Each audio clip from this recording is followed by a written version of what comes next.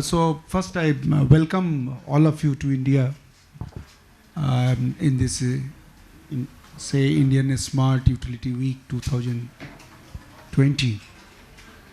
I have been told to talk something about how we have done so far in the sector of the smart grid. Now, so far as the high voltage transmission grid in India is concerned, we are fairly smart. Of course, with the integration of the renewable energy and that too of the level of 175 gigawatt that we aim to reach by 2022. And again, the Prime Minister has already raised the bar. Now it is 450 gigawatt by 2030. So integration of renewable is going to be a big task. A lot of challenges would be there. Technological solution has to be found out.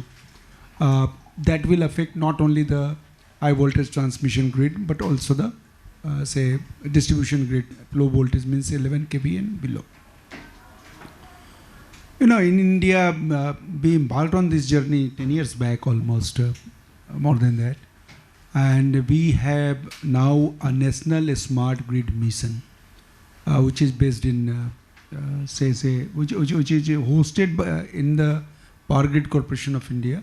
Separate directorate is there. But that the ministry has got the mission director in the joint sector distribution. I had been there for almost 4.5 years.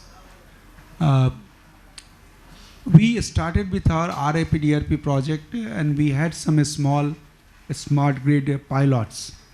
And we have run 10 smart grid pilots in our country.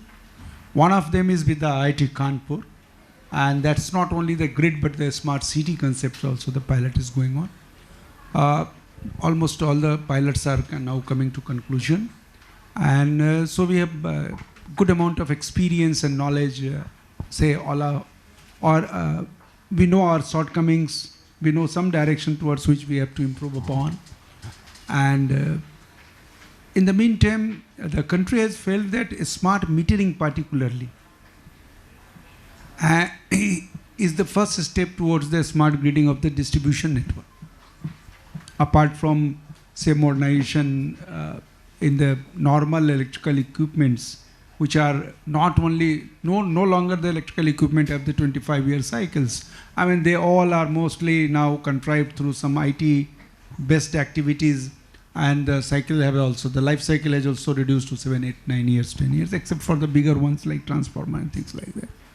So IT-enabled electrical equipment is already in the circuits now, network now. And say renewable energy is there. So grid has to be made smart, and for that purpose, a smart meter has been taken as the as a very instrumental intervention in that. India has already come out with some kind of Indian standards. We have a specification also given by the CEA for this purpose. BIS has given the Indian standards. We have some prototype, testing facilities, almost 6 to 8 in our country. But the size of requirement is too huge. India has almost 300 million,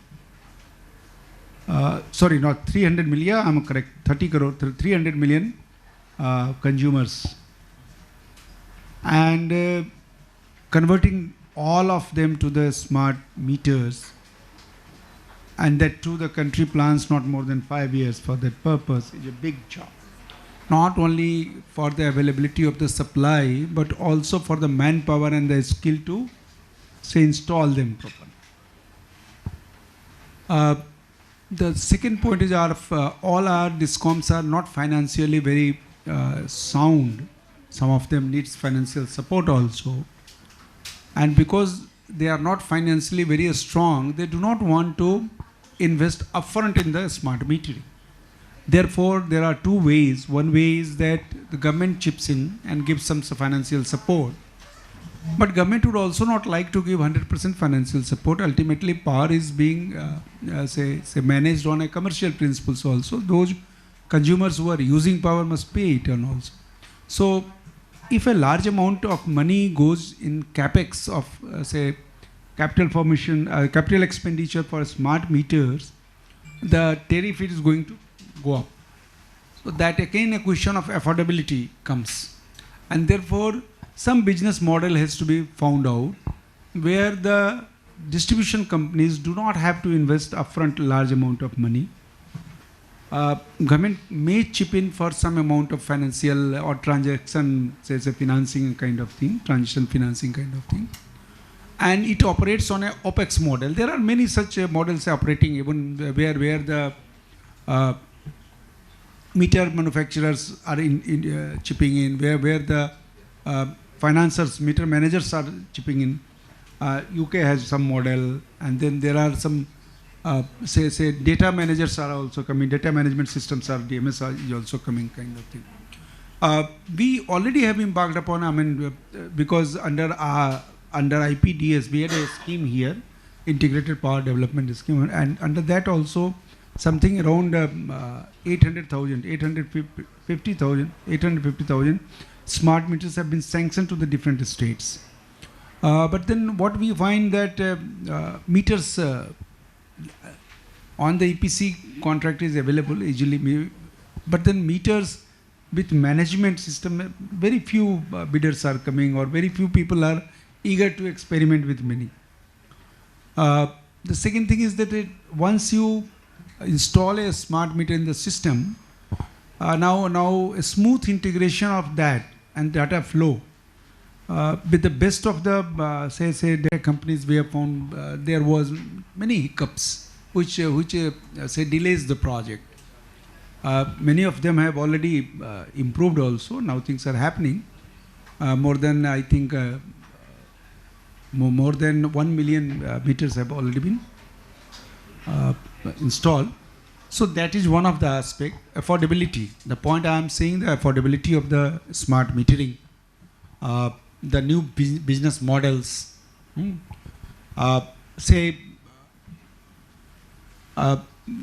may not need too high-end, say very high-end technology also in that. Our needs is limited. Another question is coming up. Say India, many rural consumers we have. I'm intentionally pointing out these things because that would facilitate a better discussion among the domain experts in the sector here. Say India, there is a debate going on that smart metering, is it not a luxury for the power sector?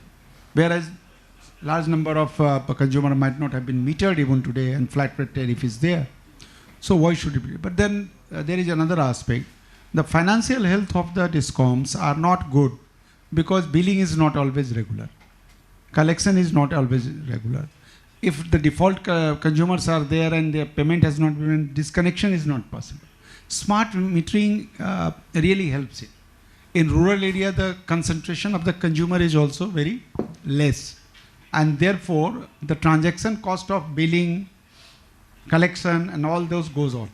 So if it is digital, in the digital form, easily communicated and easily collected, then it can be done. So the transaction cost will be minimized even in rural areas. So even if your consumer is not a high-end consumer, he is a low-end consumer, uses not more than 100, 200 kilowatt hours a month, still you need a smart meter. But then affordability becomes question because our consumer who cannot use more than 200 units or kilowatt hours a month will not be in a position to pay upfront a very large amount for the metering, new meters and things like that. So this kind of thing is required. But at the same time, now large number of schemes are running in our country with the decarbonization of the energy sector. Like for farmers, we have a Kusum scheme where the government is chipping, giving some subsidy for renewable energy driven agri pumps. Similarly, rooftop solars are in very big demand nowadays because government is subsidizing that. So every consumer is becoming, large number of consumer would be becoming prosumer, and the RE would be being integrated at the distribution level. I mean, you need to have a smart grid there. Otherwise, things will not happen. So smart metering is also required. Then demand side response unless it is a two-way communication with the consumer and the say power distributor, it's not possible. And without a smart metering, two-way communication is not possible. So these are some of the aspects where more research is required in India.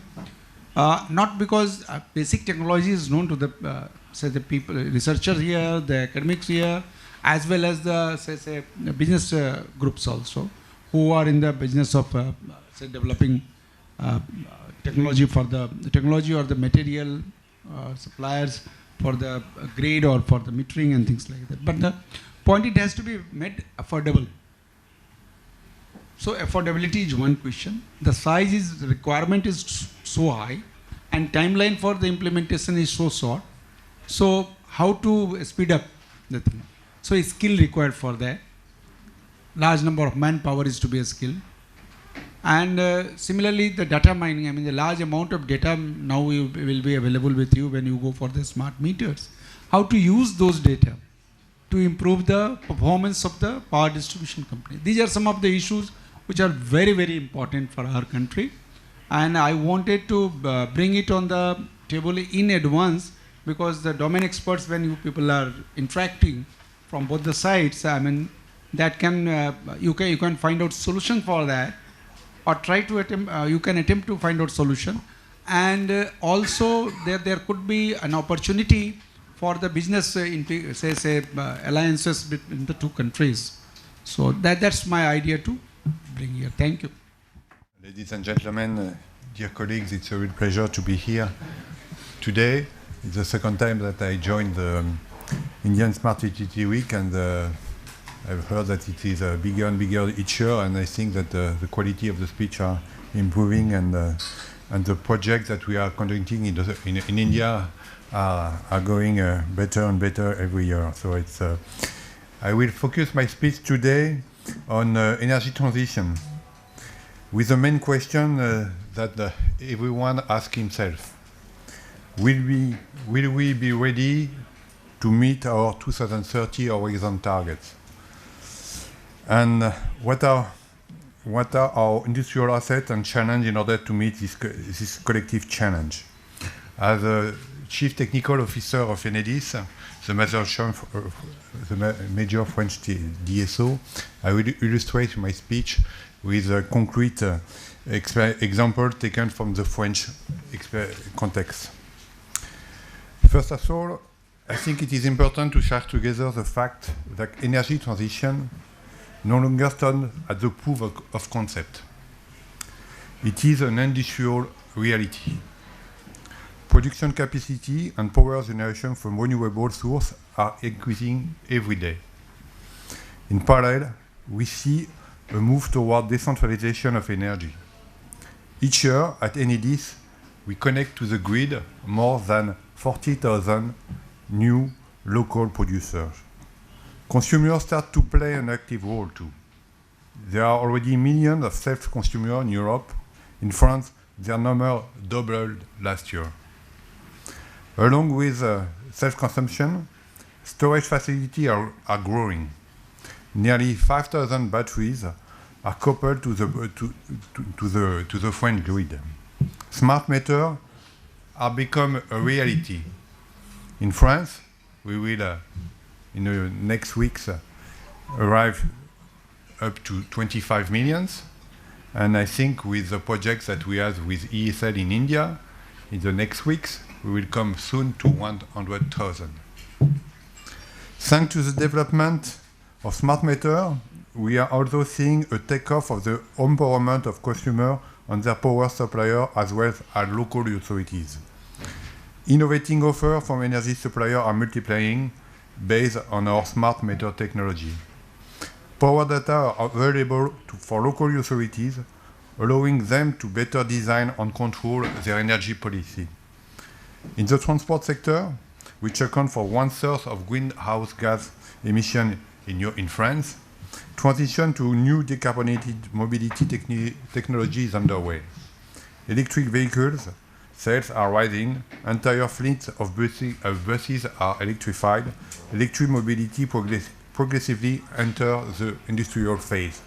In Paris, we can see that A lot of buses are more and more electrified, and we are conducting a huge program for electrifying the bus depot. So we have entered into a new reality with a change of scale now. Taking place, the energy transition has an industrial dimension, as it already expands progressively in our daily life. Let's come back to my introduction question. Will we be ready to meet our main European objective in terms of climate and energy in 2030?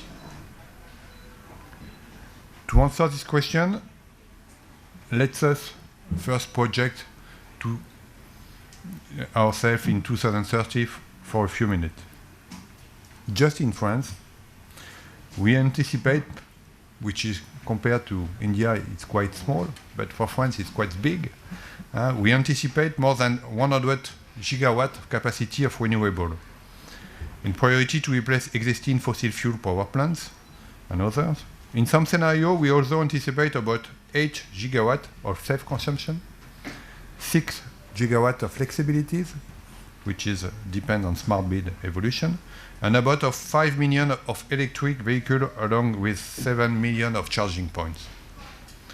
At a European scale, smart grid technologies, including smart meter, will have been fully deployed at this time.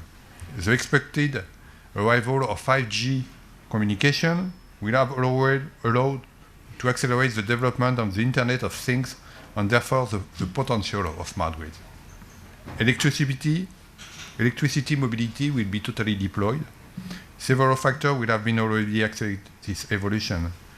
Change in price of batteries, control system in vehicles, and smart charging solution and interoperability between different solutions will be generalized. Flexibility will take an important place. Most of local power generating from distributed energy resources is consumed also locally. I think one of the big change which will come in the next 10 years, it will be that the main part of the production of the new production of electricity will be connected to the distribution network. It will be a real change for us. Power grid infrastructure are able to manage increasing power, reverse flow from distribution to transmission grid, allowing to reapply local production to areas of higher consumption. European territory will feel even more interconnected through both power, transmission and distribution grid. The balance between transmission and distribution will be totally changed in the next 10 years. So, after our quick journey to the future, let's go back in 2019. Will we be ready?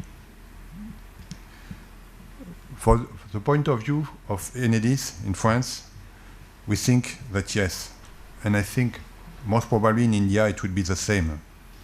The political will is there.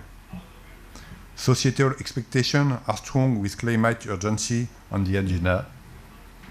And I am confident with our collective industrial strength to meet the exacting challenging, particularly through the already ongoing deployment of smart grid solutions, which include the smart meter rollout.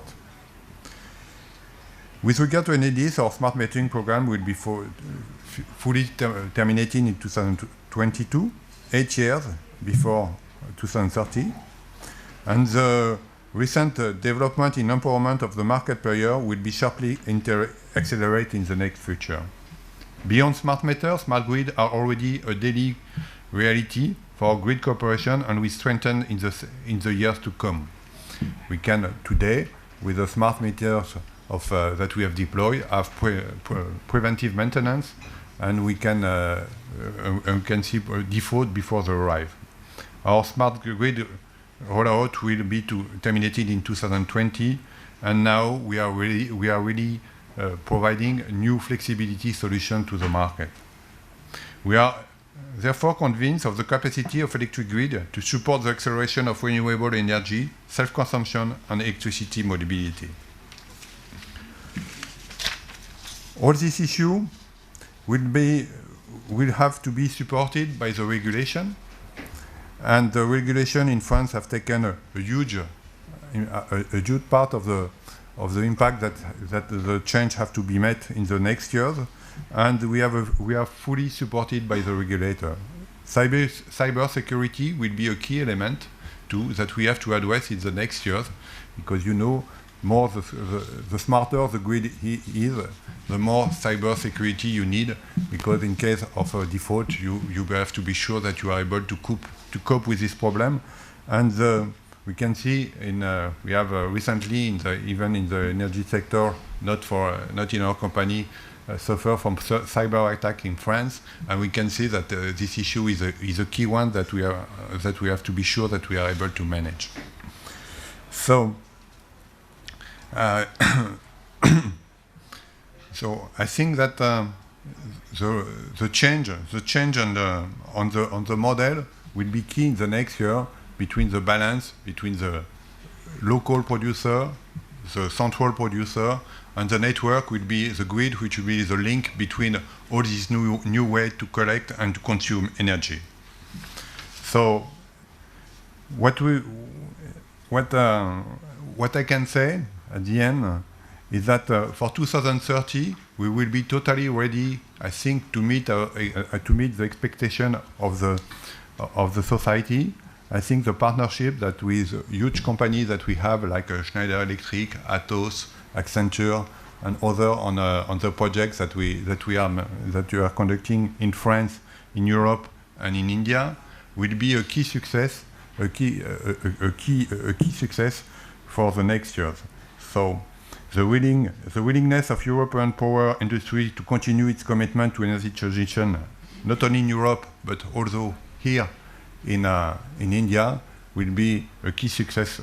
Is a strong message for the future. Thank you for your attention.